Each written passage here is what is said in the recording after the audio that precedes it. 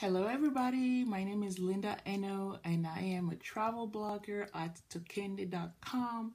And I blog to inspire and help parents to travel with their little ones. I've always traveled before I got married. Once we got married, we never stopped traveling. And once we got our toddlers, we have kept on traveling. And one of my missions is to inspire, encourage, and help parents to do the same thing, because let's face it, it might sound overwhelming to travel with small children, but it is definitely doable. And I am proof that it is doable and it's very enjoyable as well. So today I wanted to talk to you about the top five concerns and solutions, of course, for parents who actually want to travel with their little ones. And I hear a lot of concerns, a lot of questions about traveling with little ones. So today I wanted to cover the top five concerns. The number one concern that I hear from parents, mostly from moms, is what to pack. Okay, because you're thinking that you're going to travel with a little one and you need to pack everything but the sink. Well, you don't have to do that, okay? The solution is based on really where you're going, because if you are going to a destination where you can find the same brands as the ones that you have at home, for example, for diapers and wipes and formula, then you don't need to pack or to overpack those when you go. So for instance, every time we travel domestically, and we just pack enough diapers for the way there and just a few just in case, but we don't pack diapers for our whole stay. As soon as we get to the destination, I go to the grocery store and I get a pack of diapers there. Same thing for formula, same thing for wipes, and even for sippy cups sometimes, So what to pack, keep it minimal, mostly if you can find the same brands at your destination, and just pack what you need for the way there. And if you forget something, they have grocery stores over there as well. If they don't, then in that case you can pack a little more. Okay, so that was concern number one. Top concern number two is security screenings. A lot of parents freak out about going through security screenings to the airport. And I mean, you would even be impatient going through security screenings, even if you travel by yourself, let alone traveling with one or two or three kids and going with the strollers and all of this and all of that. So here's my top advice. One, accept help. Yes, you might think that people will just be annoyed because you're slower than everybody else, but most people are very helpful. Most people will actually give you a hand, and really accept the help. Don't be shy about it. I remember one day I was flying with my two toddlers. They were, I believe, 2 and 1 year old at that time, and we were going to Canada. It was just me traveling with them. And so I had a stroller, the diaper bag, a carry-on, and probably something else. Oh, well, the kids, of course. So funny enough, I had somebody offer to help and to carry something. They were a couple, they were grandparents, they were behind me, and they offered to carry one of the babies. I said, sure, go ahead. I mean, I didn't let them run away with my kids, but they were just behind me. So I said, sure, thank you so much for your help. Somebody else offered to carry the stroller, to fold and carry the stroller. Somebody else, a young man, actually carried a diaper bag, and it was great. I just had to carry one of my child, and we went on the plane, and everybody was happy, and the kids were happy. So accept the help. 2, come early. Okay, you are going to take longer, not only because you have more stuff like a stroller, probably if you want to bring a stroller or a carrier, depending on your choice. I would always go with the stroller instead of the carrier because I have big babies. But yeah, you're going to require more time going through security.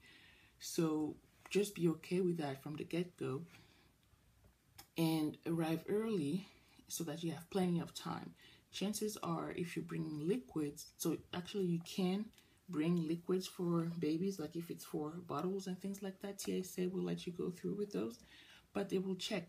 So they will open your diaper bag, they will open your carry-on if you have any liquids, and they will test the bottles. So that will take longer than any regular person going through security. So make sure you factor that in. So maybe 30 minutes more than you would usually go to the airport, okay? So that's for security screening. Accept the help and be there early and just, go with the flow. Just don't stress out about anything. It's okay. Everybody has to go through security, and most people are parents. Most people understand, and those who don't understand, just tell them that they can just pass by, you ahead of you, and that's totally fine. You'll meet them on the plane.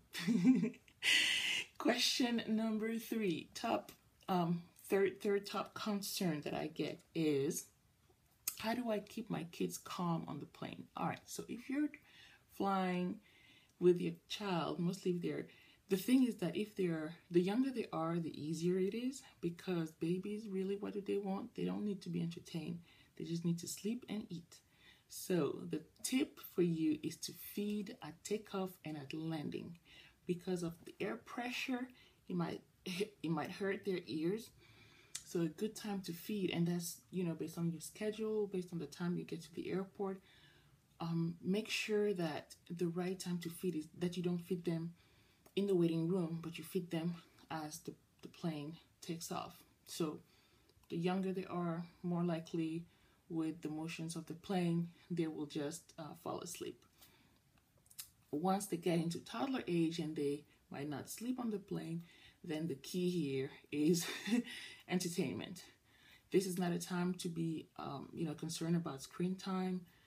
For me, the more screen time on the plane and the more quiet they get. So new toys, uncover new toys on the plane if you have a long flight.